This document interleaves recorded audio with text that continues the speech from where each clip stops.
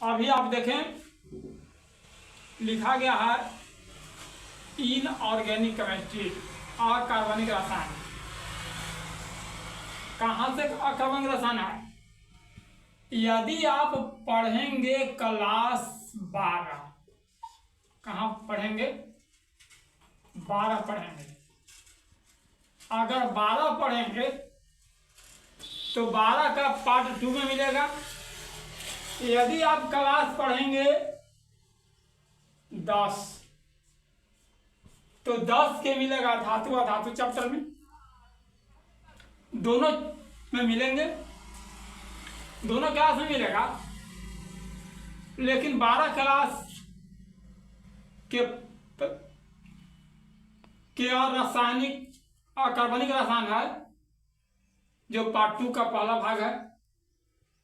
पहला चैप्टर है जिसमें पढ़ना है खनिज, अधात्री, अयस्क। अब आता है खनिज, कहेंगे किसको? आप जान जाए, वे सभी पदार्थ जो खदान से प्राप्त होता हो, पृथ्वी के अंदर से प्राप्त होता हो। आप बताएं तो पृथ्वी के अंदर से यदि प्राप्त होता है तो वो क्या प्राप्त होता है? पृथ्वी के अंदर से खदान से प्राप्त होता है जो कोयला प्राप्त होता है, कार्बन प्राप्त होता है, पेट्रोलियम प्राप्त होता है, प्राकृतिक गैस प्राप्त होता है, सोना चांदी बहुतों सा जो पृथ्वी के अंदर से प्राप्त होता है। तो जो पृथ्वी के अंदर से जो प्राप्त हो रहा है जिसको हम खनिज कहते हैं। दूसरा है अधात्री। अधात्री कहिए या उसे कहीं कहीं गेंग कहते हैं। कहा गया क्या कि वे बेकार पदार्थ यानी वे अशुद्धियां जो खनिज के साथ मिश्रित हों। कहता है कि जब अंदर से हम खनिज निकालते हैं और खनिज के साथ जो अशुद्धियां मिला हुआ होता है तो उस अशुद्धियां को हम अधात्री कहते हैं अथवा गेंग कहते हैं।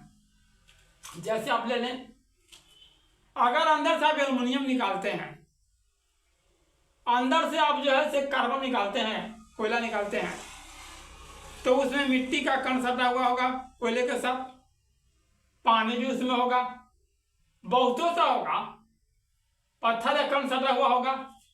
तो कहता है जो पदार्थ खनिज के साथ मिश्रित हो लेकिन बेकार है तो हम उसे कहेंगे अधात्री।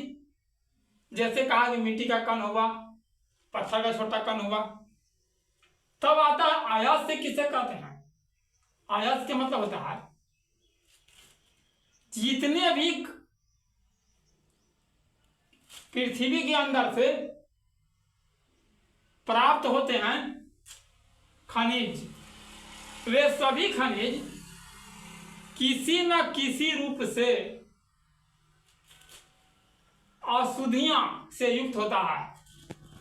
तब जिससे धातु सहजता से और कम खर्च में प्राप्त हो तो उसे अयस्क कहते हैं। यानी अयस्क के रूप में ही धातु प्राप्त होता है, खनिज प्राप्त होता है अयस्क के रूप में। अब अगर वो अयस्क से आसानी से यदि हम धातु अलग कर लेते हैं तो हम उसे अयस्क कहेंगे। जैसे कहा जाए क्या, यदि आप शीशा को देखेंगे तो शीशा मिलेगा गलेना के रूप में। यदि आप पारा को देखेंगे तो पारा मिलेगा सीने बार के रूप में। अब आप सीने बार से पारा प्राप्त करेंगे, गलेना से आप शीशा प्राप्त करेंगे। एक बात अच्छा से ध्यान दीजिएगा, याद रखने की बात है, सभी अयस्क खनिज होते हैं लेकिन सभी खनिज अयस्क नहीं होते। कहा क्या कि पृथ्वी के अंदर से जितने भी खनिज प्राप्त होते हैं उसमें अशुद्धियां मिला ही रहता है। अब अगर अशुद्धियां युक्त अयस्क है तो सब अयस्क खनिज कहलाएगा क्योंकि सब पृथ्वी के अंदर से प्राप्त हुआ है। लेकिन सभी खनिज अयस्क नहीं कहलाएंगे। जैसे कहा जाएगा केवल खनिज का नाम लिया कहा जाए क्या कार्बन है, तो अगर केवल कार्बन नाम लिया जाए तो कार्बन अयस्क नहीं है, कहा जाए क्या। हमने क्या, अगर हम नाम लेंगे केवल सीसा तो सीसा अयस्क नहीं है, अगर गलेना नाम लेंगे तब इसमें अयस्क है। तो इस तरह से आपको स्पष्ट हुआ। जैसे यहाँ कहा गया था बॉक्साइड, बॉक्साइड है जो एल्युमिनियम का अयस्क है, लेकिन अगर केवल एल्युमिनियम ही हम कहें कि एल्युमिनियम है तो एल्युमिनियम में अयस्क नहीं मिला हुआ है, बॉक्साइड में अयस्क है। और बॉक्साइड अयस्क से हम एल्युमिनियम को निष्कर्ष एल्युमिनियम को बाहर कर सकते हैं।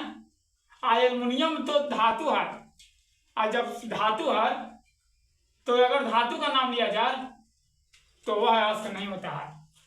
तो इस तरह से आप देखें, आप पढ़ें, छुट्टी के समय में आप अच्छे से इसको समझ लें, चैप्टर आप निकाल लें।